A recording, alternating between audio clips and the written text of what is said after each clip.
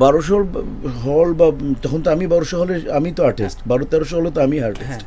তো সেটা হচ্ছে যে এটা আমাদের মূল সমস্যাটা হচ্ছে আমার পয়েন্ট অফ ভিউ, সেটা হচ্ছে যে প্রযুক্তি যেভাবে এগিয়ে গেছে, প্রযুক্তি যেভাবে গবেষণা করে, আর গবেষণা কিন্তু অনেক অর্থনৈতিক ব্যাপার জড়িত, গবেষণা করে প্রযুক্তি যেখানে চলে গেছে সেখানটায় আমরা আমাদের মিডিয়ার লোক বা চলচ্চিত্র সেখানে কোনো গবেষণা না করে অনেক পিছিয়ে গেছে।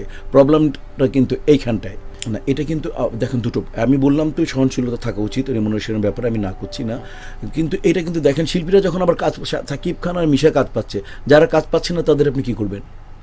প্রশ্নটা তো সেখানে, আপনাদের দুজনের ব্যস্ততাটা বাড়ছে কিন্তু ওভারঅল ইন্ডাস্ট্রি আসলে ফ্রুটফুল হচ্ছে না।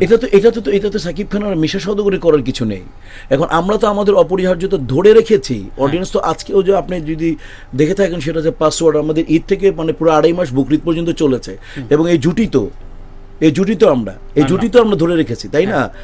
আবার আবার আবার যদি বলি যে বকরিদের ছবিটা আমাদের ভালো যায়নি, সেটা হচ্ছে যে মনের মতো মানুষ পেলাম না।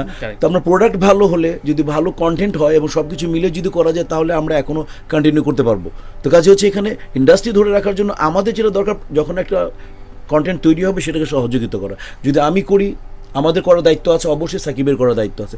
যদি আমরা ওই কন্টেন্টটাকে বা ওই প্রোডাক্টটাকে যদি বা প্রোডাকশনটাকে যদি আমরা হেল্প না করি, তাহলে সেটা আমরা আসলে পেশাদারিত্বের অভাব আমাদের মধ্যে আছে, এইটুকুই আমরা দায়ী।